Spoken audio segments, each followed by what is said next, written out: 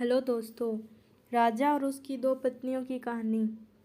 एक राजा था और उसकी दो पत्नियां थीं। एक बहुत काली थी जो स्वभाव से अच्छी थी और दूसरी बहुत गोरी थी पर घमंडी थी। उसको अपने गोरेपन का बहुत घमंड था और जो काली थी वह बहुत भोली थी। उन दोनों में एक समानता थी कि उन दोनों को कोई संतान नहीं थी।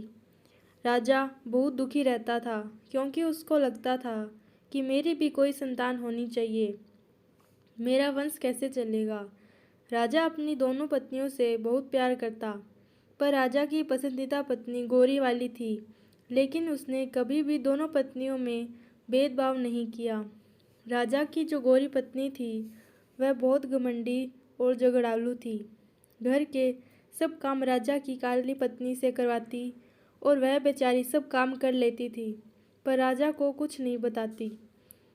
तो एक दिन राजा की दोनों पत्नियों का बहुत झगड़ा हुआ और राजा की गोरी पत्नी ने काली पत्नी को महल से निकाल दिया।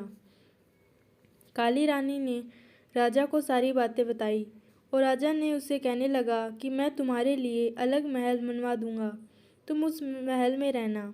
फिर राजा ने महल के सामने छोटा महल बनवाया और उस घर में काली रानी रहने लगी। गोरी रानी को जलन होने लगी थी, पर कर भी क्या सकती थी। एक दिन राजा दूसरे राज्य में घूमने के लिए जा रहा था, तो उसने अपनी दोनों पत्नियों से कहा कि तुम दोनों क्या क्या सामान चाहिए मुझे बता दो, मैं तुम्हारे लिए लेके आ जाऊंगा। राजा गोरी पत्नी के पास गया और उसने कहने लगा कि तुम्हें बाजार से क्या चाहिए, तो वह बोली मुझे आभूषण चाहिए। फिर वह काली पत्नी के पास गया और उससे कहने लगा कि तुम्हें बाजार से क्या चाहिए। फिर वह राजा से बोली कि मुझे एक छोटा बंदर चाहिए। वह बोला कि ठीक है, मैं लेकर आ जाऊंगा। यह कहकर राजा वहाँ से चला गया। अगले दिन राजा दूसरे राज्य गया और उसने वहाँ से सारा सामान ले लिया। दूसरे दिन वह अपने राज्य लौटा और अपनी दोनों पत्नियों को उनका सामान दे दिया। राजा की काली पत्नी उस बंदर को देखकर बहुत खुश हुई।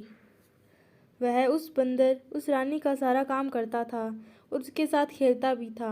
वह काली रानी उस बंदर को अपने बच्चे जैसा प्यार करती थी। एक दिन अचानक काली रानी बहुत बीमार हुई, पर उसे देखने राजा नहीं आया। बंदर को बहुत गुस्सा आया और वह राजा के महल चला गया। राजा से कहने लगा कि मेरी माँ जैसी रानी को देखने आप क्यों नहीं आए। बंदर के डांटने के बाद अगले दिन राजा रानी को देखने के लिए घर आता है। दवाई और खाने पीने की चीज़ें देख कर चला जाता है और वह रानी उस बंदर को बताती है कि मुझे संतान होनी चाहिए थी। वह बंदर उस रानी को बोलता है कि आप परेशान, आपको संतान ज़रूर होगी। मैं भगवान से प्रार्थना करूँगा, मेरे बजरंगबली आपका साथ देंगे। अगले दिन वह बंदर घर से गेहूं का आटा लेकर मंदिर जाता है और गेहूं के आटे को गूंथता है और उसने दोनों आँख, एक नाक, दो हाथ, दो पैर बनाकर भगवान से प्रार्थना करता है कि हे भगवान, मेरी रानी माँ को संतान दे। भगवान उस बंदर की प्रार्थना सुनकर उस आटे के गोले को एक छोटा बच्चा बना देता है और वह बंदर उस बच्चे को लेकर बहुत खुश होता है। भगवान को प्रणाम करके वह वहाँ से चल देता है। बच्चे को लेकर काली रानी के गोद में दे देता है। काली रानी उस बच्चे को देखकर बहुत खुश होती है और कहती है ये किसका बच्चा उठा लाया। तब बंदर बताता है कि मंदिर में हुई सारी बात रानी बंदर का शुक्रिया करती है। राजा को खबर मिलती है कि काली रानी को संतान सुख हुआ है। राजा बहुत खुश होता है, उसकी खुशी का कोई ठिकाना नहीं रहता। ढोल नगाड़े लेकर रानी के महल जाता, गोरी रानी को भी महल आने के लिए कहता, पर वो बहाना बना लेती। काली रानी के पास राजा जाता, वह बहुत खुश होती है। रानी खुशी से अपने बच्चे को लेकर राजा को देती है। फिर दोनों गोरी रानी के महल जाते हैं। काली रानी जैसी हाय अपने बच्चे को गोरी रानी को दिखती है। गोरी रानी झट से बच्चे को उठाकर गिरा देती है। बंदर लपक के बच्चे को संभाल लेता है। राजा यह सब देख रहा था। तब राजा ने निर्णय लिया कि उस गोरी रानी को सजा मिलेगी। काली रानी रोने लगी कि गोरी रानी को माफ़ कर दें। राजा ने कहा ठीक है, लेकिन हाँ, महल में रहने लायक नहीं है और महल से निकाल देता है और काली रानी और अपने संतान को अपने महल ले जाता है। Thank you.